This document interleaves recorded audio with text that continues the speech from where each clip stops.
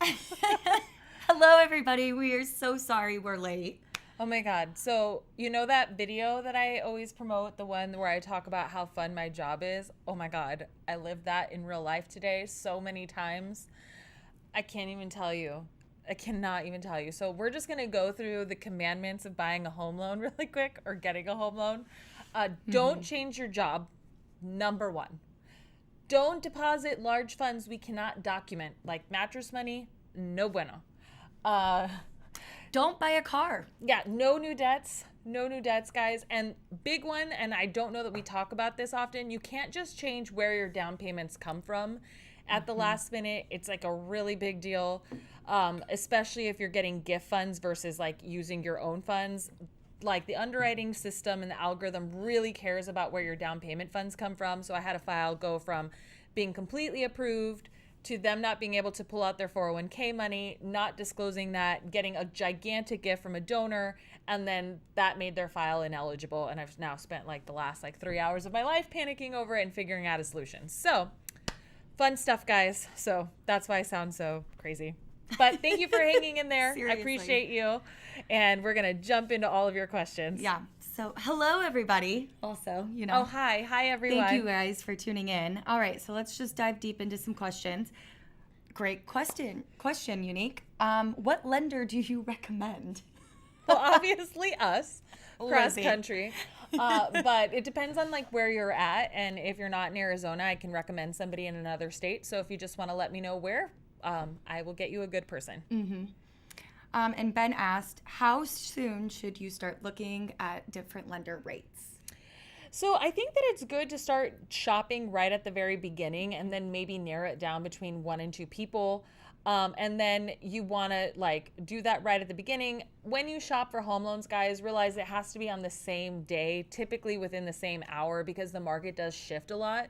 So for instance, last Wednesday, had you called me first thing in the morning and then called me in the afternoon, interest rates would have literally been almost 0.5% different. So it's important. And same thing if you called on Tuesday versus calling on Wednesday versus calling on Thursday, because the market's kind of been all over the place.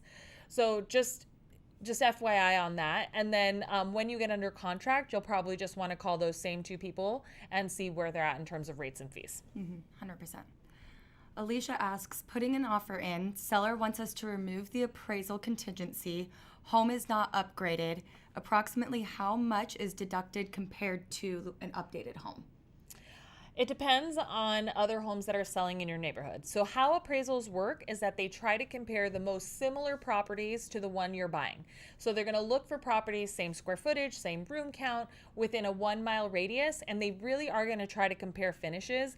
If they find that one is way more upgraded than another, they will do a condition adjustment. But just realize that things like, granite countertop versus, Formica, and while there's a big difference in terms of how much you'd pay for that, out of pocket, I mean, a countertop is a countertop, so you're not going to get dollar for dollar improvement costs. Mm-hmm. So 100%. And then to piggyback on that, Michael asked, what if my house doesn't appraise? Well, if the house doesn't appraise, if you've waived your appraisal contingency, you're technically obligated for the difference unless you put a cap on. And if you didn't waive your appraisal contingency in Arizona, at least you have 5 days to negotiate or cancel. Most definitely. And you can always reach out to your lender and just review what those numbers would look like for an if it does happen scenario. Yeah, so what we normally try to do is figure out how much you can go above and you feel comfortable with. And typically we work with the agent, and then that's the limit that we set above appraisal value. Mm-hmm. All right, Paul. Oh, hey, let's give a huge shout out to Kyle. Kyle from Win the House You Love is on tuning into our live. Woo! Hello. Hey, Kyle. Okay, Paul. How is the lending market in Arizona for June? Are things slowing down compared to January to March?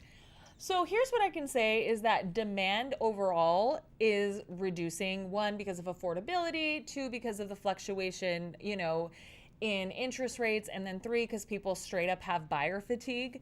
Now, I was giving this example to a different buyer earlier in the week, and it was okay, if you have one house available on the market and 20 people are interested in it, like you'll have 20 houses for, or 20 offers for the one house. If it goes down by half, which is 10, you still have 10 to 1. If it goes down by half again, you still have 5 to 1. And if it goes down again, let's say you have 2, right, to 1, you still have more people than the houses available. So yes, it should get less competitive, right? Meaning that, you know, if you're putting in the most aggressive offer, your chances of getting it accepted are greater. But there still isn't enough homes available for the number of people that are interested in them.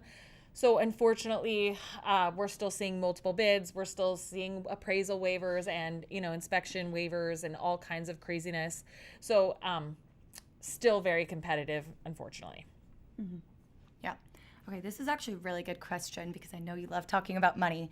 How best to balance short-term savings, long-term savings, and then paying down debt? Yeah, so essentially, I don't keep any money for paying down debt in a savings account. I typically like to have in a money market account anywhere between 6 months to 12 months worth of my survival number. Because I'm commission based, I typically like to keep a larger number, like 12 months in there. And I keep it in a money market just to, you know, offset some of inflation, even though I'm still losing money by keeping it in a savings account. And then I move whatever is the rest of it after maxing out my retirement accounts into a stock brokerage account.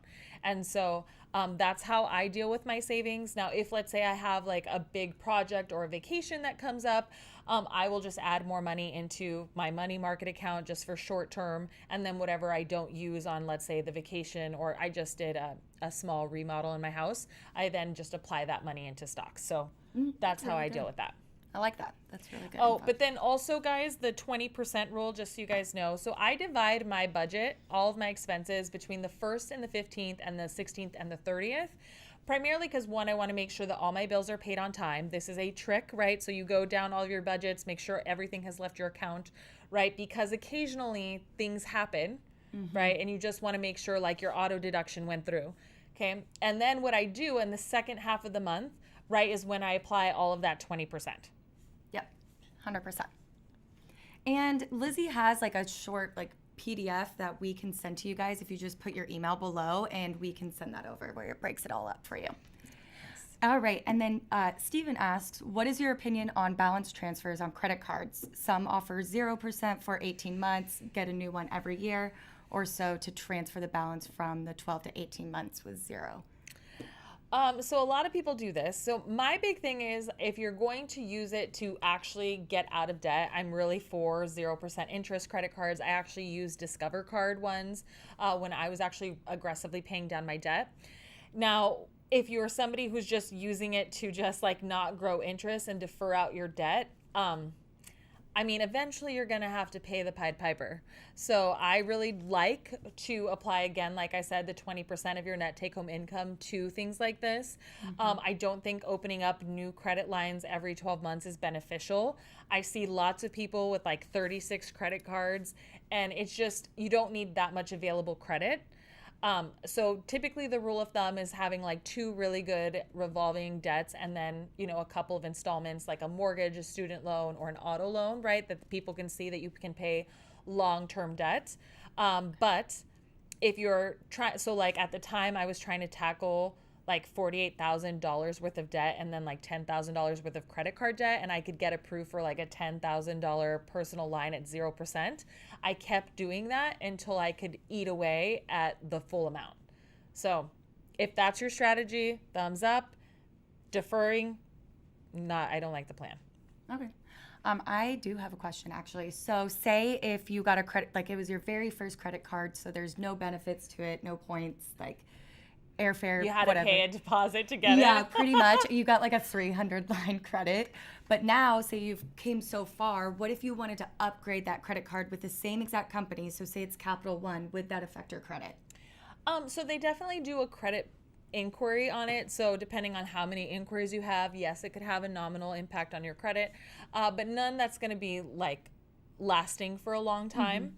And I would definitely say that the more that you can upgrade these accounts and the larger the limits are, the better your overall credit algorithm will look. Okay, good to know. Okay, Ben asks, is it a thing to negotiate with a lender? I have 2 lenders in mind and I'm looking for the best rate with or without a credit for choosing them, without a credit pull. I mean, Without a credit pool? Well, he says or with or without a credit. So I'm Oh, guessing. no, I mean the lender credit is, I think, Oh, what he's okay. meaning. Yeah. So I would just tell them that. And I mean, I think typically when people know that they have competition, I think people rise to the occasion. I think it's human nature. But essentially, like, here's what I do. Typically, it's like, who could figure out the best deal for me? And then I typically negotiate with that person. So, like, for instance, sometimes people come to me and they're like, okay, figure out the best loan structure. And I'll figure out the best creative loan structure, work out their whole deal. And, you know, God forbid they find somebody that's cheaper, because there are internet banks that are cheaper, right? But there's so many things that you have to like consider when it comes to your home loan process, right? Like their closing time frames, you know, their ability to speak to sellers, their ability to perform when asked, you know, in the evening and weekends. These are all things that make it really, like, if you're working with the wrong lender, impossible to get your offer accepted. So there's other things to think about. So like if that was me, like somebody was shopping me and I figured out the best thing, I would go to that person and say, hey, can you get me this? And then typically they'll give you whatever their best offer is. Awesome. Okay, Junior lives in Orange County. He said, will I ever be able to buy a home? But he did just ask this question. My credit union just offered me a personal loan for $20,000. Should I take it or ignore the deal? So first and foremost, yes, eventually you'll be able to afford a home. Like, will you be able to afford a home in Orange County? I don't know, because I don't know your specific situation. But I do know that there are certain areas in the country that it just doesn't make sense to buy in. Like if the cost of owning a home is like, you know, twice the amount that it would cost you to rent a home that's not even equivalent, then I would say you're better off renting and applying more money towards retirement and stock investments. So you may have to consider moving out of the area as one of your options. And then as far as the personal loan, like what would you be doing with the personal loan? Would you be paying off debt with that? Is it at a lower interest rate than your other debts? I mean, what would be the reason to get it? Because we don't just want to apply for debt just to apply for debt. Like the idea isn't just to build credit, it's to have a sustainable life where you can manage all of your credit obligations and then just have the highest credit score possible. Like you can achieve like 740 plus credit with like 4 trade lines. So Yeah. Okay, Darren, hi. Thank you for always joining. I love all of your questions because they crack me up. okay, what did Darren He say? said, I know you're not supposed to buy a car before closing, but God, would it be... did you not see my stress right now? He said, would it be okay to buy a Corvette on the way to the closing table and drive it really fast so you can get there before the bank finds out? No, you guys, can I wait just till tell after? Yeah. Well, also, like, I don't even want to know if you're buying it afterwards. But here's the thing. You guys think that we won't find out. We literally have these things called a UDM. It's undisclosed debt. And, like, the second that you apply for something, literally within, like, 30 minutes, we get notified.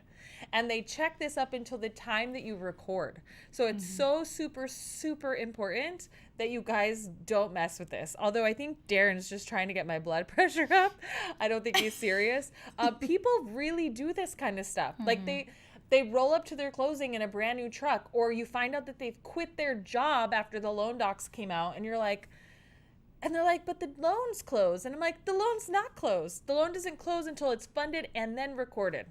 Yeah, 100%. I know, poor MK.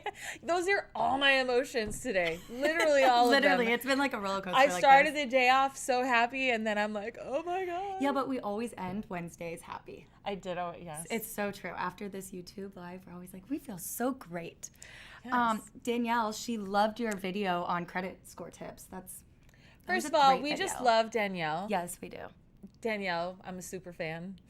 Oh, 2 hoses on here. Woo!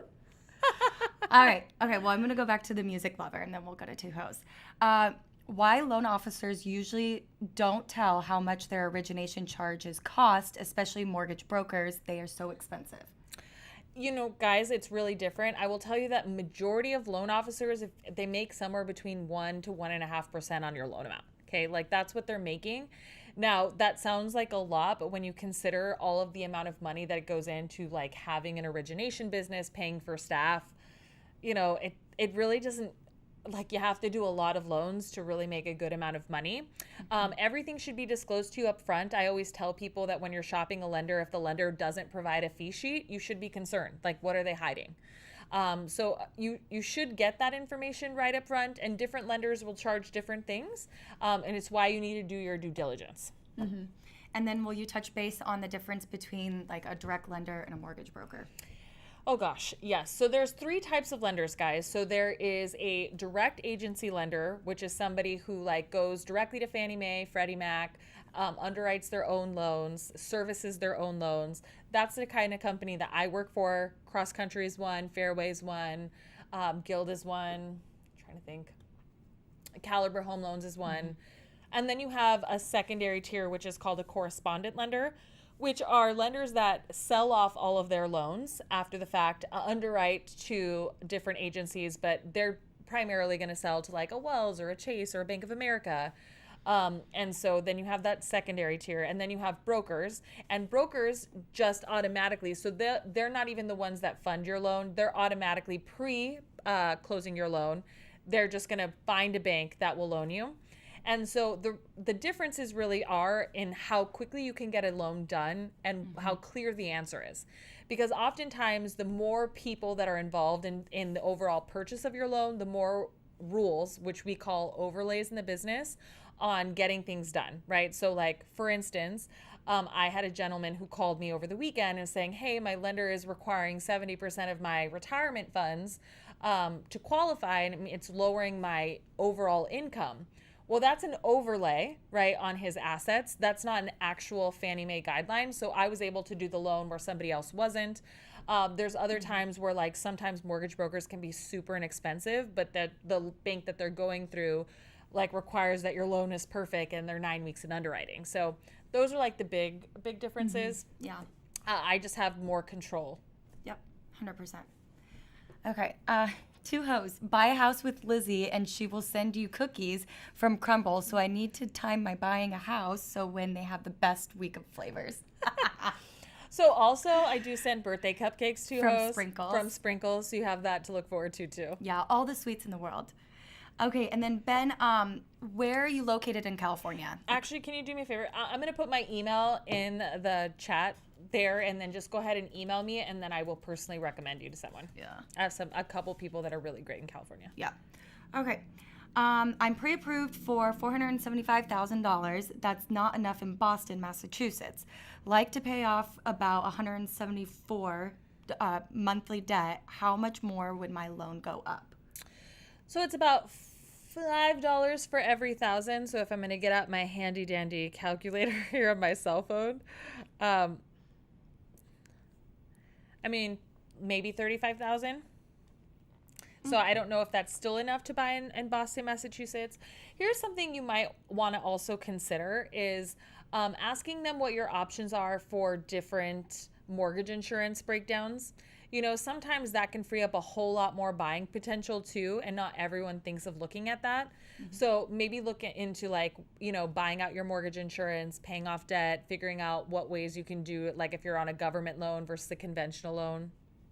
Yeah, So. absolutely. All right. So, Anna asks, she wants more information on high yield investing and dividend stocks. Oh, well, big disclaimer, I am not a financial advisor, but I am somebody who has learned how to invest for themselves without having to go through like major college education for it or any specialized training. So there's a couple of really great books that I would recommend. One is Money by Tony Robbins. There's also this book called The Intelligent Investor. It is very boring, like the most boring book ever. However, if you read like the chapter summaries and then watch a couple YouTube videos on each chapter, you'll really understand what they're talking about. I have a personal mentor. He was like my first boss. I call him my rich dad, who literally made me read that book. And then we would go over all the chapters and then I would apply the principles to investing. But typically what I like is a stock that that pays a dividend. So I love things that are profitable, pay a dividend, and that are things that are not trendy. So like things that you absolutely need, like energy. Like we'll always need energy, you know, and I know that there's some people that are like pro or con, you know, what type of energy. I like natural gas because I just think that it's something that was relatively inexpensive in the past couple of years that you could buy, and most of those stocks pay dividends. I like blue chip stocks, stocks that have lasted the tell of time, been around 20, 30 years, that are profitable, that also pay a dividend. So that's my advice on that. Yeah, and I'd say do your research and like what makes sense for you, too. Like, because you always say that you whatever you are always constantly. Oh yeah. So I also have a rule where like I only invest in companies that I use in abundance. Yeah. So just because somebody said it was a great idea to invest in it, I'm not investing in it. So here's why that works, guys, especially when it comes to speculative stocks. So things that we hear are great ideas. So I bought Zoom on the day it IPO'd. And it was before coronavirus, before people really knew about it, because I happened to use it for my personal business, meeting with clients. I also coach loan officers on the side. And so I was using it on a regular basis, and I found out they were IPOing, and I also knew that they were already profitable. And that's very rare for a company to just, do their initial stock offering at. So anyway, so I bought the company, and then because I use it all the time, right? And then coronavirus came, and then Zoom became like world's most popular stock.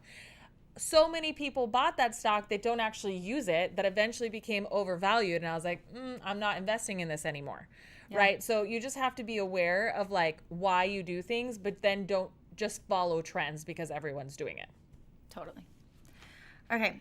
Zoom will eventually go down, guys, and people will remember this. There's so many money questions today. Okay, so Tom asks, why don't credit scores reflect good on someone who has zero payments and has paid everything down? I followed Dave's model, and it's super annoying. My payment history is amazing because I've paid them all down. Okay, so Dave Ramsey is like the anti-credit person, and so don't follow him to have good credit, okay?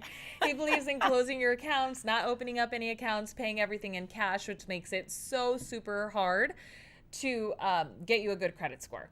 So here's the thing, guys. Credit takes time. You might pay something off tomorrow, and the credit bureaus might only report on the 5th, the 10th, the 15th.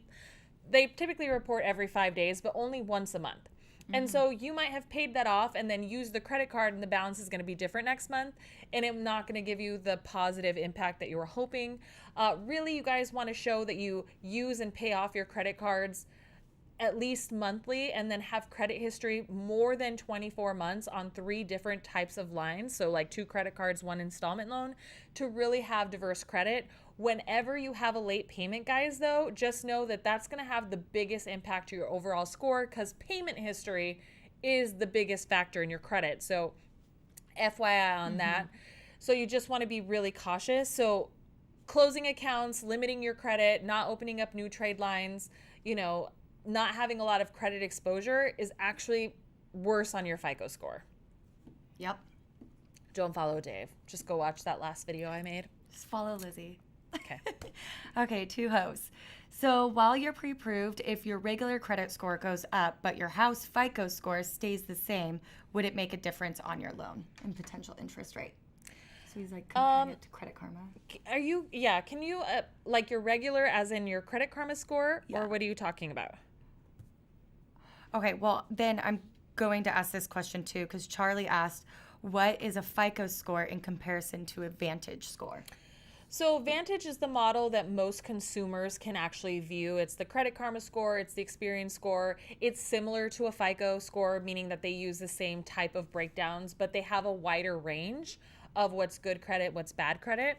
And typically, like people in the mortgage industry, we use a industry-specific FICO score. Ours is Fair Isaac, and so it's specific to how likely you are to become 90 days late on a mortgage. Like that's what we consider, which is why FICO scores for mortgages are a lot more conservative than automobiles and what you'll see on a Vantage score.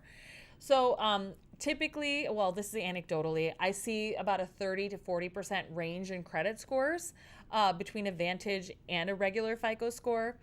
And so that's the biggest difference. Why I like Vantage is that you guys can see everything that's reporting on your credit. If there are errors, you can go ahead and dispute, and they make it really, really simple, especially if you're using Experian. And Experian also has that credit boost, guys. And I've been waiting to kind of see like if we were going to make people reverse those, but we haven't been, and they really do work on improving at least your experience score. And then Karen asks, how long does late payments stay on your credit score? Is there any way to improve it during the 7 years? Yeah, so they stay on 7 years from the last reporting date, and after 2 years, they really have minimal impact to your credit score so long as everything is paid on time. But it does compound. So let's say you were late, 2 years ago, and then you just got a recent 30-day late. It like impacts you more because you had that one late in the past. Perfect. Okay. When do you see the interest rates for mortgages going up? How are Friday's numbers going to impact that? Yay. Ooh, Chuco's Tacos Bodega. Do you read my weekly email? Because I posted about that. So I think that interest rates are going to go up on Friday. This is just a speculation, guys. I'm not a psychic, and I'm also not an economist, but the PCE numbers, which is your personal consumption expenditures, right? This is the number that the Fed uses to gauge inflation. It's what they use to base core inflation, and I'm drawing a blank for the other type of inflation.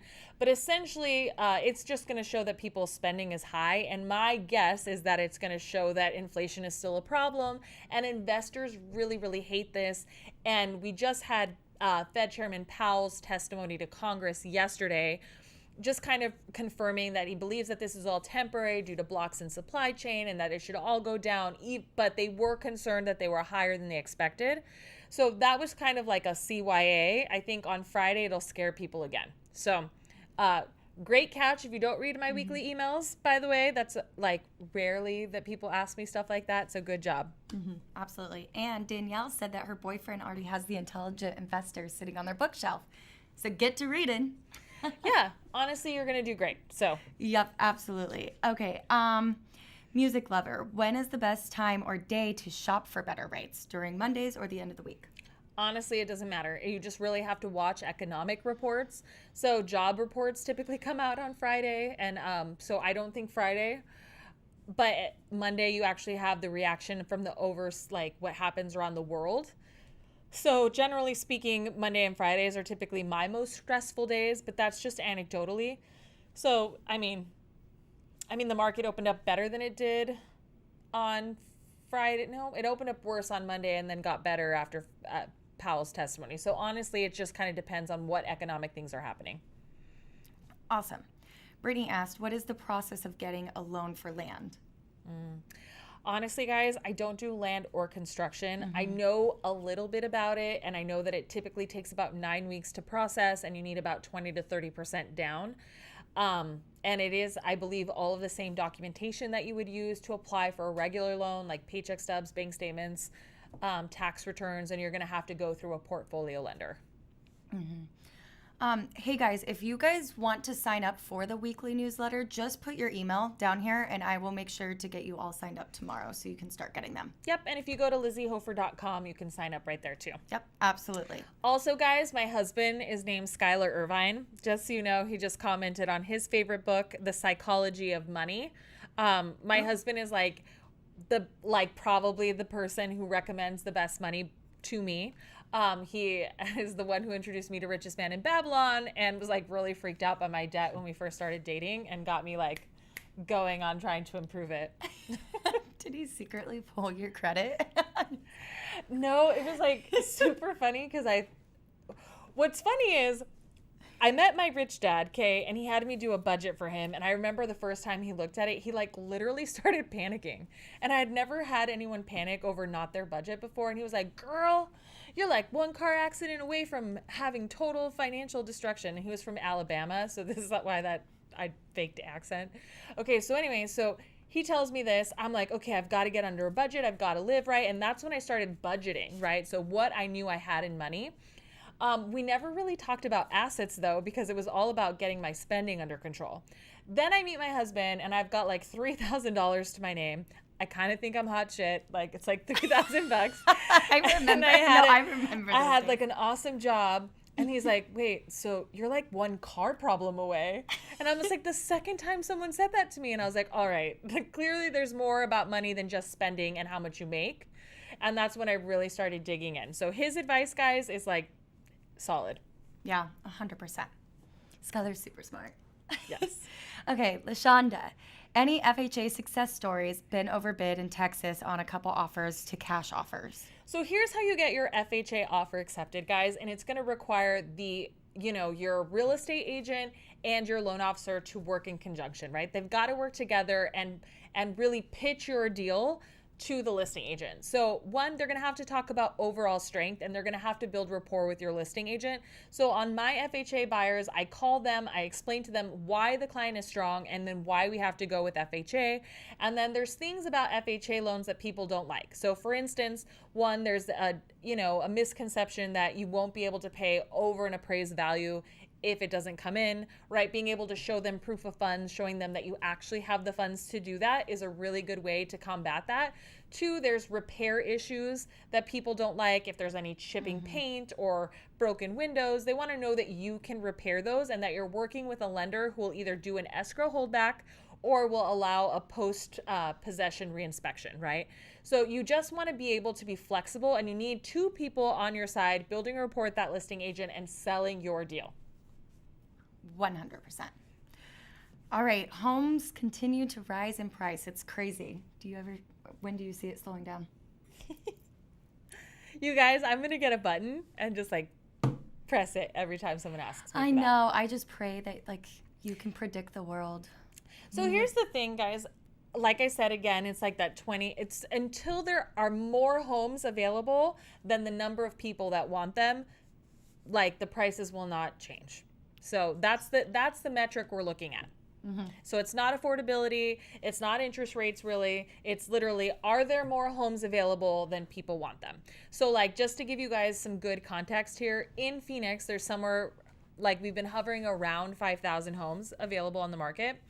A balanced market is somewhere around 23,000. Okay, so we have quite a bit to grow in inventory before we're balanced, right? So, and anything more than that is typically considered a buyer's market. So, I mean, a while. Yes. Two hoes, you're the best. The way Lizzy rolled her eyes and almost spit out her drink when she heard the name Dave Ramsey. All right, two hoes, I need you to email me who you are. We need to become friends. You're just too funny. Because I know. Yes, you are. You're also, awesome. I really enjoy saying two hoes on. So do I. It's so much fun. Okay. What would be the pros and cons to rent versus buying in this market? I mean, guys, the pros are, can you improve your financial position while renting? If you can rent for way under what you would be paying in a mortgage, and you can save more money and you can get out of debt faster, by all means, rent. If you're somebody where, because it really is in this marketplace, I mean, I'm pretty sure mortgages are actually less expensive than the cost of rent, and they're actually appreciating at a lower rate than rent. So when you think of that, and you think of the double-digit appreciation that you'd be missing out on, if you're not really getting out of debt, if you're not really saving a significant amount of money, I don't know what the benefits would be. Yep, 100%. River Goy, I love your question. Is the new HUD student loan guideline available right away? So, yep, it's available right away. I recorded a short video on it tomorrow if you guys want more details. But yes, it goes into effect August 16th, right? Mandatory for all lenders. And essentially what they're allowing us to do, guys, is use whatever payment is reporting on your credit report, so long as it's not zero. And if it is zero or it's in forbearance, we'll have to use 0.5%, which is way, way, way more affordable than the 1% that we were required to use previously. So it's going to give people so much more buying room than they had before. Yep, 100%. Okay, Vincent asked, my brother recently lost $50,000 from wire fraud during the closing portion. Have you seen this happen before? Yes, you guys. All right. So wire fraud is such a big deal. It's such a big deal, such a big deal, such a big deal. Your mortgage loan officer and your title company, they should only ever request wiring instructions with you on the phone and in a secured format. And they will never change the wiring terms on you during your transaction. So like, just know that this is like a really big deal. There's so many people that make it look like they are, and they monitor people's emails. There's so many phishing emails, and they monitor when you're like going to buy a house, they check your emails, and then they try to impersonate somebody from your transaction. So super, super important that you're on the phone with somebody, that they send you the wiring instructions, you download and delete them, and that if there are any changes or any additional emails after that, that you call and confirm. Okay? You never want to wire money somewhere else because it's I don't think it's recoverable. And I have seen it happen. We've accidentally sent funds for a loan somewhere else, and like this was at a last company we had, and our company lost money, not the client. But it's very difficult to recover. It's a really big deal. Sorry to like keep saying how much of a big deal it is. Yeah, and if you're going to wire, just go straight to the bank, get them on the phone, and then just repeat it straight to your banker with your... But normally they come in like secured format with passwords and all that stuff. Okay. Rachel asked, what are some things I can do to start building my children's credit portfolio? Okay, so this is kind of tricky, guys, because parents sometimes have the best intentions and then accidentally miss a payment or max out a credit card, and it actually ends up hurting your child. So the things that you can do is when they turn 18, have them apply for a secured credit card and then get them on an auto payment for minimum payments. Okay, that's like number one. And then teach them healthy credit habits. Like you don't want to charge more than 30% of your limit. And then after 12-month period, you're going to want to ask them to convert that card to like just a general credit card, which would be super helpful. You can add them to authorized user accounts on your credit so long as you are super responsible and you know you're on top of your stuff. It does help with credit, although it does add to their debt to income ratio. So just realize it is a double-edged sword. So you will have to like really think about the overall impact. I see this happen a lot on American Express cards. Okay, if your client, the borrower doesn't have enough money to pay off the full charge amount, they do hit you with 5% of that payment. So if you, as a parent, have $10,000 and they owe $10,000, it's 5% of $10,000. It's a lot. So, oh, really? Yeah, on a qualification. So you just want to make sure that it's on the right accounts are reporting to credit, and all that good stuff. Yep, 100%. Greg asks, my question is, can you make advance payments on your mortgage or pay your mortgage off faster? Absolutely. So most mortgages, I haven't seen a mortgage with a prepayment penalty in like almost a decade. So absolutely.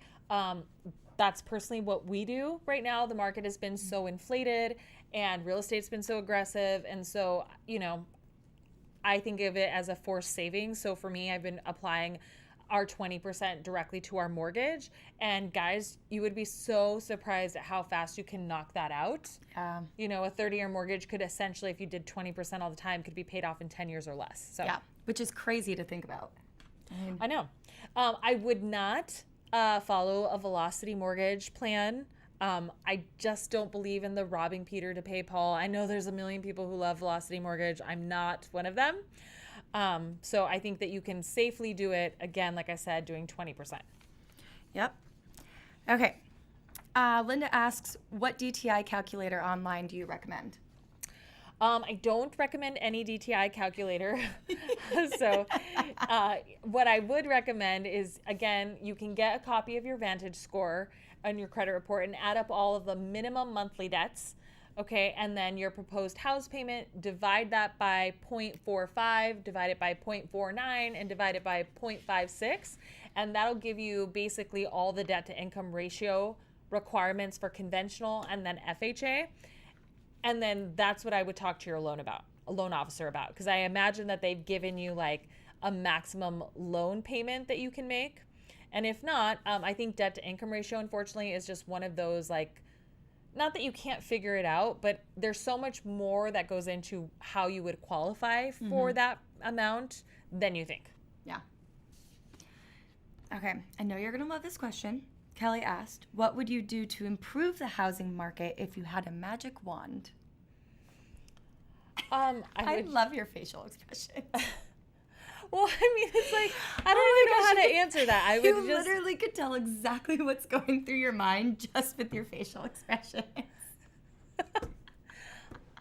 Look, I hope that it shows how much I care, but honestly, like, these things are like ridiculous. I would just create more inventory.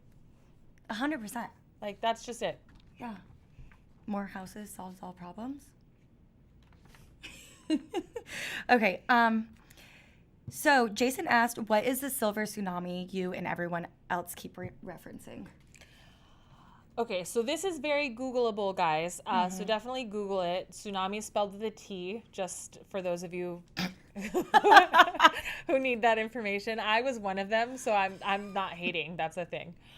So essentially what happens is that one of the reasons that we have very, very low inventory now is that it's so expensive for our aging population to move out of their properties, like go into assisted living or go into a retirement home. And it's too expensive for them to buy actually a smaller residence. So normally they would downsize. And so unfortunately, they're aging in place. But when you look at housing numbers, like a couple of years ago, 1 in 3 homeowners was over the age of 65. And their life expectancy, guys, is like 79. It's like not super high. So when you look at that, you'll see that there's going to be a large percentage of inventory that we'll see in the marketplace in 10 years. And so, we have a large millennial population, a large Gen Z population, but then the population after that is not as large, right? And so they just think that there'll be so many more homes available once our aging population starts dying. That's basically where I was trying not to say, but that's the thing. I know, and I don't know if I really want to ask this next question. Ask away. Okay. I'm age 73 and retired. Are there age limitations in securing? It's a protected class. You can literally be 100 and qualify for a home loan so long as you have proof of 3 years of continuance on your income. Yeah. So there is that. I do get asked that on a regular basis. And honestly, guys, they can qualify for a 30-year mortgage.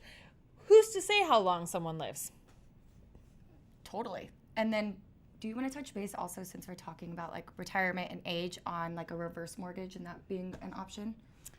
I don't also do reverse mortgages. I know, but it's just like for the older community if they're needing some type of income. Yep, totally. So reverse mortgages are like, how much income can you actually, so it's basically like you start building up mortgage debt based on them paying you monthly payments. It goes up to a certain loan to value, and then at that time you have to start repaying.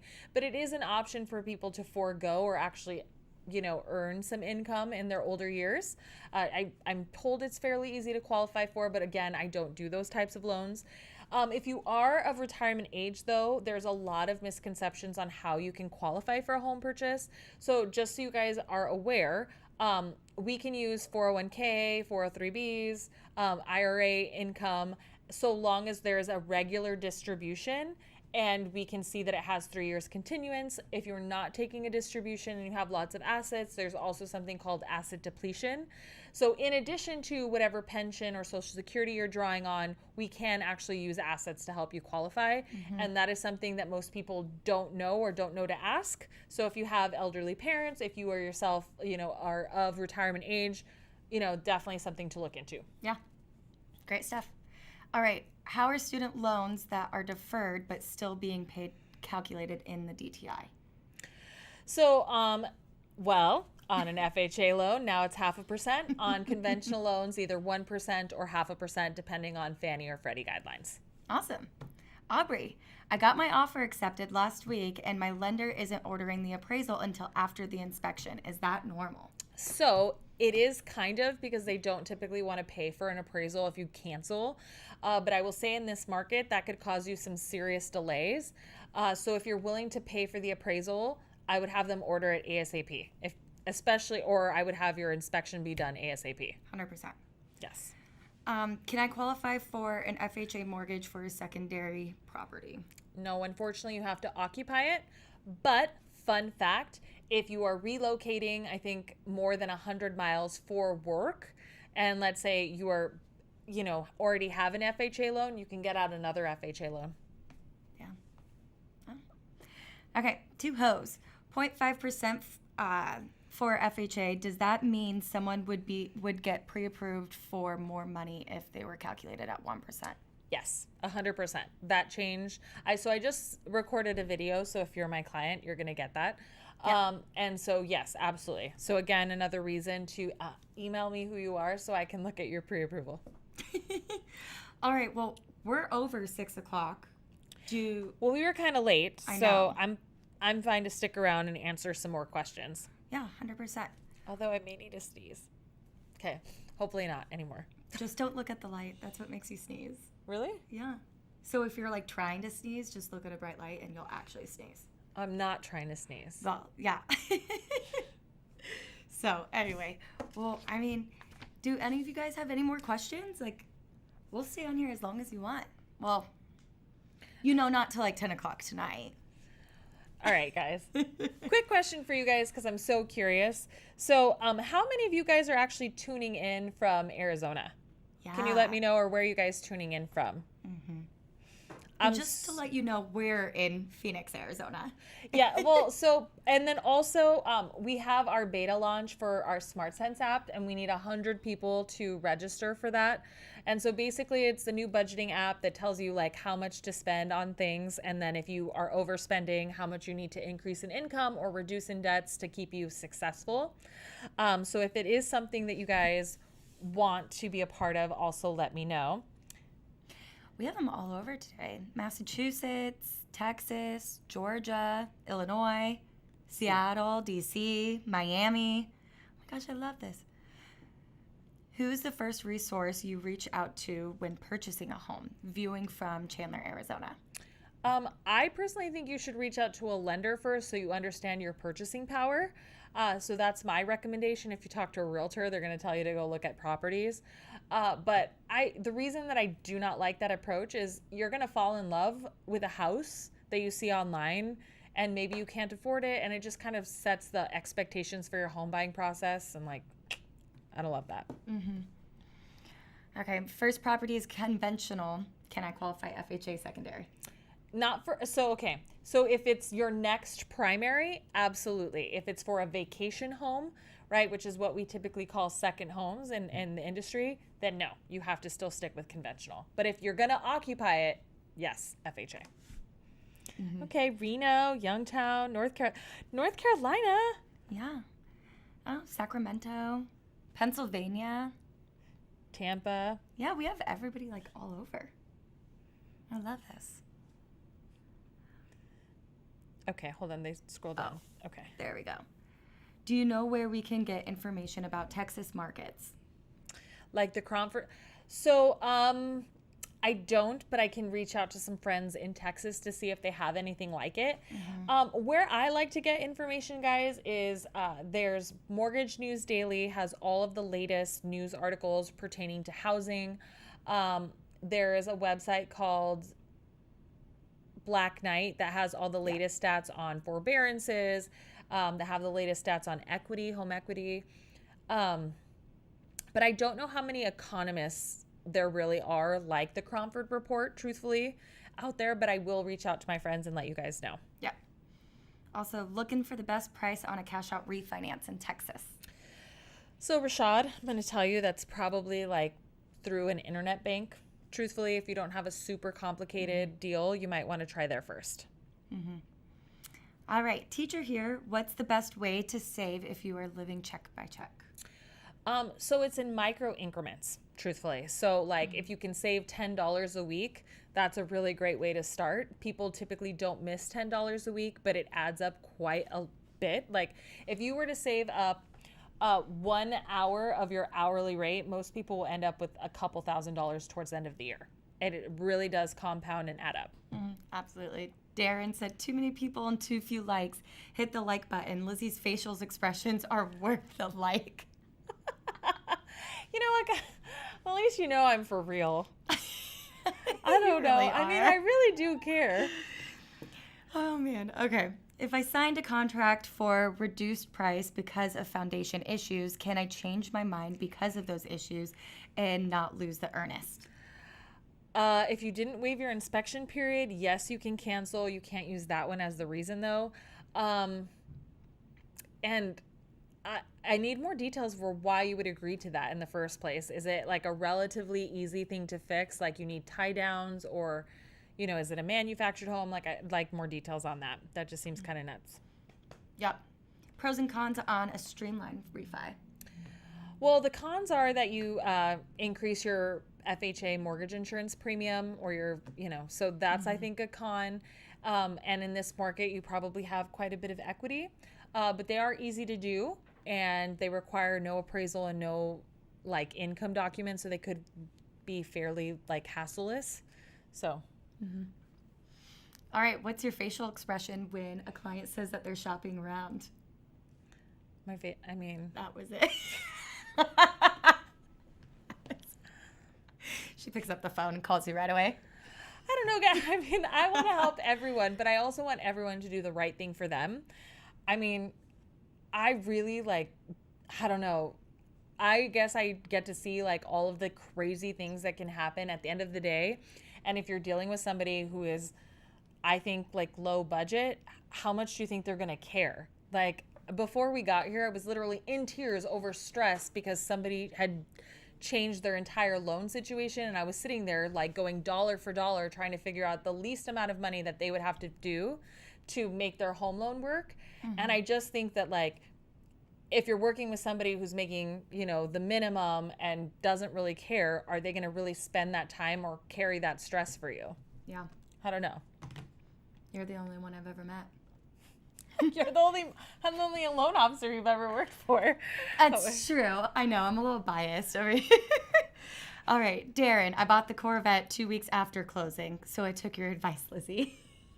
It would have been funny to buy it on the way to closing, though. Oh, my God. Yeah, if you like a lot of stress. Okay.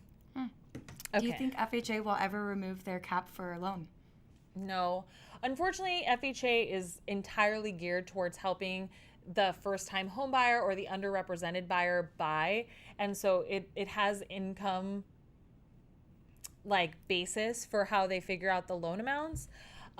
They have made it a whole lot more aggressive in high-cost areas. So there's something called a high-cost loan. I'm hoping that, Phoenix gets in that territory towards the end of the year, because I do think that Phoenix varies quite a bit in terms of like home values. So it'd be nice if like some of the zip codes were considered high balance, but no, unfortunately. But they will be going up towards the end of the year, though. All right. Low income to debt ratio. Can a bank consider future rental income? So typically they consider it to offset a mortgage payment, unless you're buying multifamily, in which case they can help you qualify. But if you have previous rental history, we can use your rental income to help you qualify.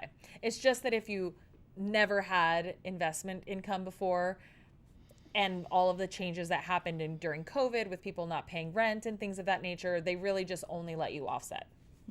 And by offset, it's like, if you're getting $1,000 in rent, they'll give you $750 to offset maybe your $1,200 payment. All right. Okay, so it's Linda, right? It was Linda. Yeah. Okay. LB. So she said conventional regular house inspectors cited foundation issues. They said it would take about $18,000 to fix, but they asked if she would do the repairs if it was lower than $20,000. So you're doing the repairs, and have you already agreed to do the repairs?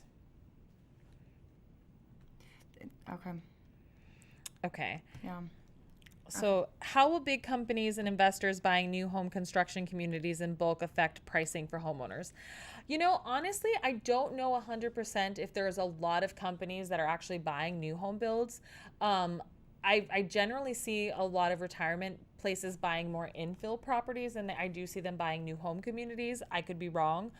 We should get stats on that, we should actually get stats on that fairly soon. Yeah. But I do think that, just because of the lack of inventory in general, home prices are going to increase, and it doesn't matter who's buying them. It just matters that there's like so many people trying to purchase, a limited supply of homes. Linda said yes. Okay. So if you've already agreed to do it, technically they could take your earnest money if you choose to back out. I don't know like exactly your contract. I haven't seen it. But when you've agreed to something and then decide against it, you know, like typically that means that you forfeit something. Yeah. Now, what I would do is get multiple bids for fixing that item, like maybe like 2 to 3, just to ensure that one, those are the only issues that are wrong with the property. And then you can also talk to your real estate agent and find out if you have any other contingencies which will allow you to back out. Like maybe your loan won't be okay with you buying a property with foundation issues. Yep. Two Hoes, are you advising people to ask their lender to roll closing costs into their loan? Well, first of all, you can't roll them in on a purchase, but I do sometimes advise clients to bump up their interest rates to get a lender credit if that means that they have more money for appraisal gaps or more money to pay bid over asking. It just makes your offer that much more competitive. All right, volleyball videos. Given interest rates are so low and inflation is picking up, is it better to lock in 30-year fixed and pay the minimum each month, or do you still think we should do 15-year fixed? I think that a 30-year fixed mortgage is the way to go right now, especially because other investments are just paying way more returns. So that's generally what I'd like to see. If you have the option to put additional money on your principal, I would do it, but it also gives you the flexibility in case things shift with the economy. And I think that we are in a time where things could shift economically, at least by the beginning half of next year. So I think 30-year fixed mortgage. Yep. Hello, Lisa from Gilbert, Arizona. Okay. Whatever happened with the properties that were picked up by the hedge funds in 2009, 2010 recession? Most of them were sold. So I worked with a lot of auction houses, and the reason that we needed it is because many homes were distressed. So if you guys remember the recession, people were stealing their copper wiring, their appliances, the flooring, the cabinetry. I mean, you name it, if it could be taken off a property, people were loading it in a truck and trying to list it for sale on Craigslist. So we needed big hedge funds to come in and repair and renovate these properties. We do not have that problem now. But most of those properties were generally sold. Yeah. Oh, Jesus. He just gave advice to volleyball videos. I always say the safest thing to do is to get a 30-year and treat it like a 15. Yeah. I mean, it just gives you a whole lot more flexibility to do. And like I said, if you have capacity to pay down, pay down. Got it. Okay. And Linda just said, if the appraisal comes in low, I could get that or get back. Yeah, if you didn't waive your appraisal contingency and it comes back in low, absolutely. Yes. And then also, I think it's probably a good idea to let your lender know that the foundation's not great, because I think that they will care. Like, we would care as a lender. 100%. So. Awesome, guys. Okay, I think we're going to wrap up tonight, guys, but definitely tune in to tomorrow's video. Definitely give this live stream a thumbs up. Yes, and then if you need credit advice, check out yesterday's video. I appreciate you guys. Definitely the highlight of my week. Favorite hour of the week by far. Have a great night. Bye, guys.